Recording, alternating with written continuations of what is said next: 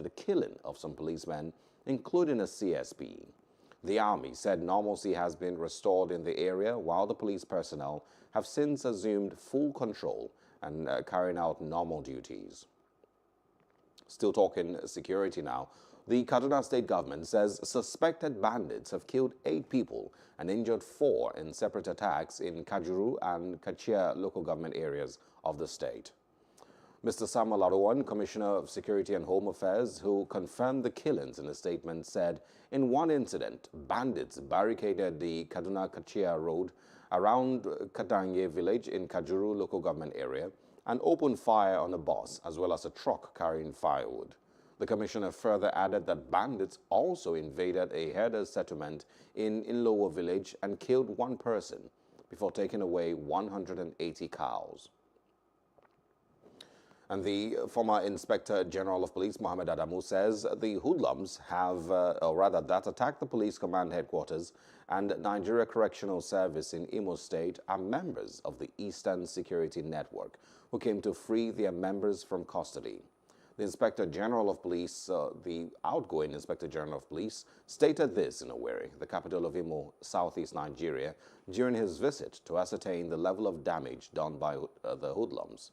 The police boss, while addressing the officers and men of the command, charged them to use their firearms to curtail the activities of the Eastern Security Network and the proscribed indigenous people of Biafra. The governor of Imo State, Hope Uzodimma, assured that the state government will work with relevant stakeholders to rebuild and re-equip the facilities destroyed by the hoodlums. Sequel to that attack on the headquarters, 36 vehicles, 15 vehicles belonging to police patrol vehicles, and 21 private and exhibit vehicles were found beyond recognition. While 68 suspects being investigated for various offenses were released. A section of the Criminal Intelligence and Investigation Department, that is the CID, part of it was set ablaze but was promptly put off with the help of Federal Fire Service. There was no serious casualty on our side, as only 1 constable sustained minor injury on his hand, of which he is presently receiving treatment at the police clinic. You will not be afraid to use your firearms on these guys when they come or when you see them, because they themselves are fully armed. So if you are armed and they are fully armed, the law allows you to use your firearms on them, but the law does not give them the authority to use their firearms on you. If you check the Constitution of the Federal Republic of Nigeria, you see why you are given arms to hold. There are areas that give you the authority to use their firearms for the betterment of the society, to protect public property, to protect lives, and also to protect yourself and any other person that is running away from local custody. You are also allowed to make use of your firearms. I know the action is capable of provoking anybody, no matter how resilient one has been. I want to commend officers and men of Nigerian police in Imo State. So far, they've worked even in the midst of scarcity and in the midst of lack of quality equipment.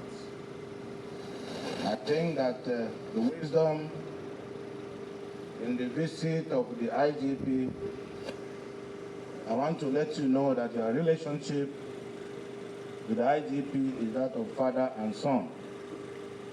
So don't hesitate. Meanwhile, gunmen have razed the Ehime-Mbano local government area divisional police headquarters in Imo State. The development is coming just a day after unknown gunmen attacked Owerri Correctional Center and the Imo State Police Command headquarters, freeing 1,884 inmates and razing over 50 vehicles. The Tuesday's attack came a few hours after the Vice President, Yemi Osinbajo, the outgoing Inspector General of Police, Mohammed ADAMU, and other government functionaries visited the site to inspect the level of damage on the attacked security facilities. On arrival, the gunmen freed all the suspects in detention before setting the police divisional headquarters ablaze. And members of the Osun State chapter of the Judiciary Staff Union of Nigeria have grounded activities in the state courts to drive home their demand for financial autonomy for the judiciary. The national body of the union had directed a nationwide strike at the end of a 21-day ultimatum given to the government on full implementation of judicial autonomy in the country. The Osun State chapter of the union was at the federal and state high courts as well as the industrial court in Osogbo to effect the industrial action. The chairman, Benga Eludire, attributed all forms of criminal activities in Nigeria today to neglect of the judiciary, justifying the need for the full implementation of its autonomy. The State Attorney General and Commissioner for Justice, Femi Akonde, in his reaction to the industrial action, said the state government was ready to negotiate with the union, saying the government placed premium on welfare of workers, including members of the judiciary. Precisely on the 13th of March 2021, a meeting was called by the National Secretariat of JUSUN at Abuja, where all chairmen of all branches converged, and a resolution was reached, which gave 21-day ultimatum to all tiers of government to implement fully the financial autonomy of judiciary. But despite that ultimatum, up to today, nothing significant has been done. And that was what warranted the strike order given by the National Secretariat of JUSUN that all states should embark on that strike. Governor Adegboyega Oyetola takes the welfare of the judiciary and the judicial officers very seriously. In Osun State, we are trying our best to make the judicial officers and the judges comfortable. It's a national issue, it's a national strike. Osun State, as far as we are concerned, we are ready to negotiate with the judicial officers. We are ready to negotiate with them to see how we can resolve the issue once and for all. And the Chief Justice of Nigeria, Justice Tanko Mohammed, has appealed to members of the Judiciary Staff Union of Nigeria, JUSUN, to call off the industrial strike. Justice Mohammed made the appeal to the judiciary workers following a meeting with some JUSUN officials on Tuesday. His media aide, Ahuraka Issa, said in a statement, according to Issa, the meeting was convened to explore solutions and ways to mitigate the impact of the ongoing strike on the nation's judiciary sector. At the end of the meeting, the C.J.N. asked JUSUN officials to sheathe their swords while the process of making state governments obey Executive Order 10 and various court judgments on the autonomy of the judiciary were being implemented. And still in the news, the Minister of Education, ADAMU, has promised the federal government's commitment to resolve all issues that led to the ongoing nationwide strike by the Academic Staff Union of Polytechnics, ASUP. The minister gave the assurance during a meeting with members of ASUP in Abuja. ASUP had, on midnight, April the 6th, embarked on a nationwide strike for reasons of non-payment of minimum wage arrears in different states, delay in promotion of members, rot of polytechnics infrastructure, among others. I can just assure you that some of the things you said could have been handled by the council. The president has approved the council for all the polytechnics, and I think we are just waiting for this break to pass. I believe they will be released immediately. Once again, I would like to thank you very much, and I assure you all these 13 points will be looked into carefully, and I believe you will be called for the meeting of the Rapid Response Committee in the shortest possible time. I give you my assurance that they will all be attended to with dispatch. The strike just started. It's just a few hours old, And what happened here today is the commencement of a process of resolution of the issues. And so until the issues are resolved to the satisfaction of the members of our union, as represented by the National Executive Council of the union, we cannot be talking about suspension of a strike. The issues are there before the government. As early as they can be resolved, then our members will get back to their duty posts.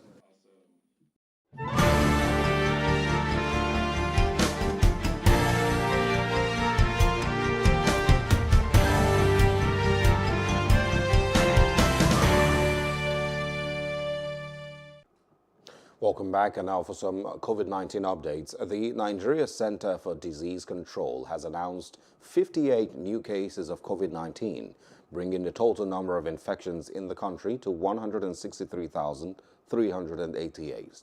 The country's daily new cases continue to follow a downward trajectory from an all-time high of 2,314 on January 22nd of the country's new daily positive cases, down to 48 as of March 29th.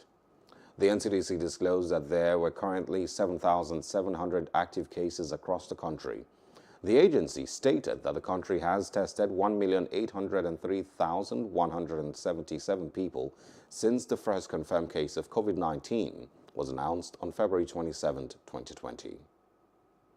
And the federal government on Tuesday said an additional 100,000 doses of the Oxford AstraZeneca vaccine has been received from India. Chairman of the Presidential Task Force on COVID-19, Boss Mustafa, made the announcement during a press briefing in Abuja. Mustafa said the vaccines donated by the government of India to Nigeria would help boost the number of Nigerians to be vaccinated by about 50,000. Nigeria had received 3.94 million Oxford AstraZeneca vaccine doses from the WHO-backed vaccine initiative COVAX in early March, triggering the commencement of the country's vaccination. And also, following the expiration of terms of the Presidential Task Force, PTF, on COVID-19, President Muhammadu Buhari has dissolved the PTF and set up the Presidential Steering Committee, PSC. Boss Mustafa, PTF chairman and secretary to the government of the Federation, said on President Buhari's orders, the PTF will transition to a Presidential Steering Committee on COVID-19, effective from April 1st, 2021, with a modified mandate to reflect the non-emergent status of COVID-19 as a potentially long-term pandemic.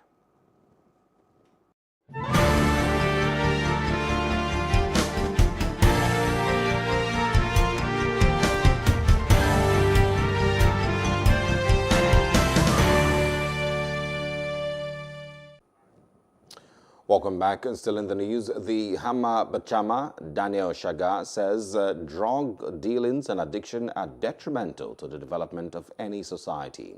He asks leaders at all levels to rise to the task of discouraging the practice in their areas. This report is presented from our studios. The monarch says he dedicated his life to the task of fighting illicit drugs in the country as an officer in the National Drug Law Enforcement Agency at different cadres before his retirement from service.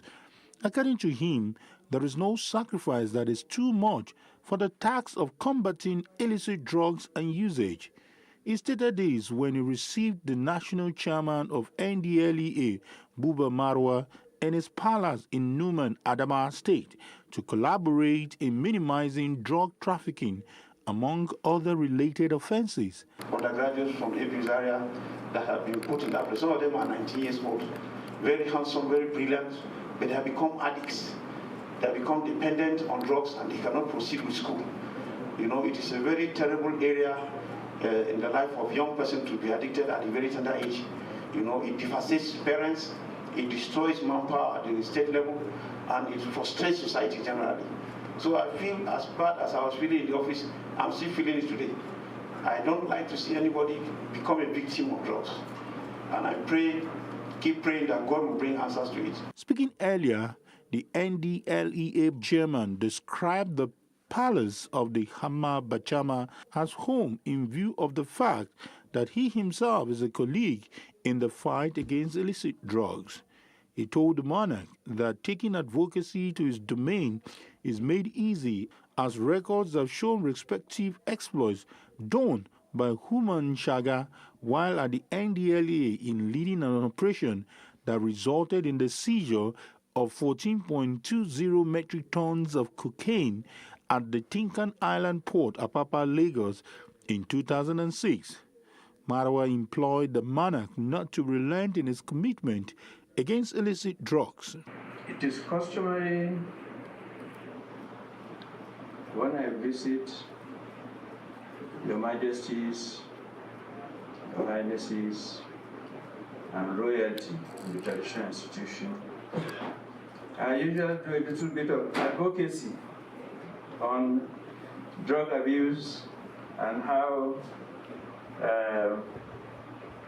Your Majesty could help, especially in the drug demand reduction sphere countrywide, because drug use now has completely taken over our youth. Since assumption of office, the new NDLEA boss has been traveling to different states to seek collaboration in the fight against illicit drugs. Moving on to news in other parts of Africa now, the Constitutional Court of the Republic of Congo has endorsed the re-election of President Denis Sassou Nguesso in the March 21st vote after rejecting the opposition's appeal. The candidate, Denis Sassou Nguesso, who won 88.40% of the presidential vote, had been declared elected. Auguste Loki, president of the country's highest judicial body, ruled that the appeals for annulment and postponement of the presidential election presented by Matthias Zon, Jean-Jacques and Serge Yombi Opango, and of course Christian Mozomba, were deemed inadmissible. Sassou Nguesso, 77, had spent a total of 36 years in power in Congo-Brazzaville, leading authoritarian regimes in the small, oil-rich Central African country. Now, outside Africa, Brazil has recorded more than 4,000 COVID-19-related deaths in 24 hours for the first time, as a more contagious variant fuels a surge in cases. Hospitals are overcrowded with people dying as they wait for treatment in some cities, and the health system is on the brink of collapse in many areas. The country's total death toll is now almost 337,000, second only to the United States. But President Jair Bolsonaro continues to oppose any lockdown measures to curb the outbreak. He argues that the damage to the economy would be worse than the effects of the virus itself, and has tried to reverse some of the restrictions imposed by local authorities in the courts.